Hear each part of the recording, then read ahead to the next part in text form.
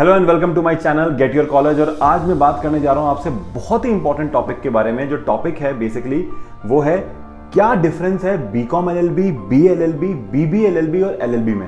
कई सारे बच्चे कई दिनों से मुझसे कमेंट में पूछ रहे थे कि सर इसका डिफरेंस बताओ, हम कौन सा चूज करें।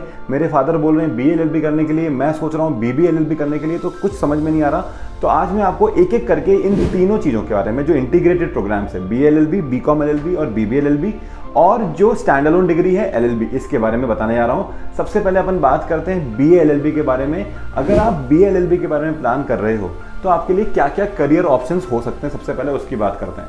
तो करियर ऑप्शन में सबसे पहला ऑप्शन जो आता है, जो बीएलएलबी करते हैं, वो यूपीएससी की तैयारी कर सकते हैं, वो लॉयर बन सकते हैं, वो लीगल प्रोसेस आउटसोर्सिंग में जा सकते हैं, लिटिगेशन में जा सकते हैं, प्रोफेसर बन सकते हैं, ड्राफ्टिंग में जा सकते हैं, कॉर्पोरेट लॉ में जा सकते हैं। इसके अलावा वो अगर चाहें तो पॉलिटिकल एडवाइजर भी बन सकते हैं। तो there are so many areas that you can get into.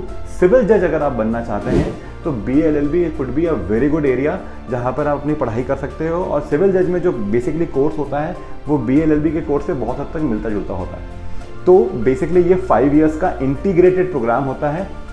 अगर आप चाहें तो अपना ग्रेजुएशन आप सेपरेट कर सकते हो। फॉर एग्जांपल आपने बीए कर लिया, उसके बाद फिर एलएलबी भी कर सकते हो, लेकिन वो आप 6 ईयर्स में कंप्लीट करोगे।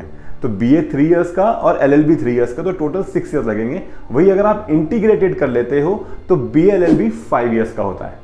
अब बात करते हैं बीबीएलएलबी की। तो बीबीएलएलबी 5 ईयर्स का प्रोग्राम है। यहाँ पर वो बच्चे जिनको कन्फ्यूजन है कि सर मैं बाद में शायद एमबीए कर सकता हूँ, मुझे मैनेजमेंट की तरफ भी जाने का इच्छा है, लॉ भी करना चाहता हूँ, या ऐसे बच्चे जो अपना खुद का बिजनेस आगे जाके ज़िंदगी में करना चाहते हैं, तो मैं उनके लिए रिकमेंड करूँगा कि आप केवल बीबीए मत करो, बीबीए एलएलबी प्रोग्राम करो।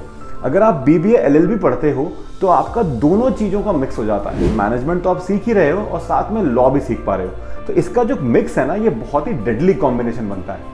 आपको मैनेजमेंट का पूरा नॉलेज हो गया और साथ में लॉ का भी। देखो इंडिया में बिजनेस करना मुश्किल नहीं है, बिजनेस का जो बेसिक लॉ से रिलेशन होता है ना, वहाँ मुश्किलें आती हैं। अगर आपको वो समझ में आ गया तो कोई प्रॉब्लम नहीं आएगी। तो अगर आप बीबीए एलएलबी करते हो तो आपके लिए क्या क्या करियर ऑप्शन है। सबसे पहले अगर आप बिजनेस करना चाहते हो तो सबसे अच्छी बात है। कॉर्पोरेट लॉ में जाना चाहते हो तो बहुत अच्छी चीज़ है। लीगल प्रोसेस आउटसोर्सिंग में जाना चाहते हो तो आप बीबीए एलएलबी कर सकते हो। तो ये सारे एरियाज हैं, लेकिन एक बात ध्यान रखना, जितने भी एनएलयूज हैं वो बीबीए एलएलबी नहीं देते। जितने भी नेशनल लॉ यूनिवर्सिटीज़ हैं, मैक्सिमम नेशनल लॉ यूनिवर्सिटीज़ अभी बीए एलएलबी डिग्री ही दे रही है, बीबीए एलएलबी या बीकॉम एलएलबी नहीं दे रही मैक्सिमम। ठीक है, अब हम बात करते हैं बीकॉम एलएलबी के बारे में। तो बीकॉम एलएलबी किसको करना चाहिए? बीकॉम एलएलबी उसे ही करना चाहिए जिसे टैक्सेशन की तरफ जाने का मन हो। सर मेरे घर में ऑलरेडी कई वकील हैं जो टैक्सेशन में काम कर रहे हैं, या मुझे सीए करने का मन था लेकिन बहुत टफ पड़ रहा है तो मैं सीए तो नहीं कर सकता। तो उनके लिए एक बहुत ही अच्छा विकल्प है कि वो बीकॉम एलएलबी करें। अगर वो बीकॉम एलएलबी करते हैं तो वो टैक्सेशन के साइड जा सकते हैं। तो कॉमर्स की साइड जो उनको है वो भी सीखने को मिल जाएगा और लॉ का साइड भी सीखने को मिल जाएगा। और अगर आप साथ में इसके साथ एक कॉम्बिनेशन कर लें बीकॉम एलएलबी प्लस सीएस, तो एक बहुत ही शानदार कॉम्बिनेशन हो जाता है। कंपनी सेक्रेटरी जिसको सारे कंप्लायंसेस मालूम है, टैक्सेशन की नॉलेज है, तो एक बहुत अच्छा कॉम्बिनेशन बन जाता है BCom LLB plus CS company secretary.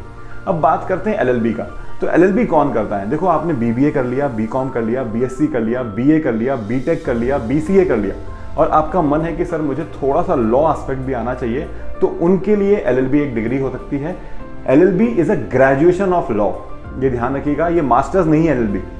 मैं एलएलएम की बात नहीं कर रहा हूँ, मैं एलएलबी की बात कर रहा हूँ। तो आपने एक नॉर्मल ग्रेजुएशन किया और नॉर्मल ग्रेजुएशन के बाद आपने एलएलबी कर लिया, तो क्या हुआ?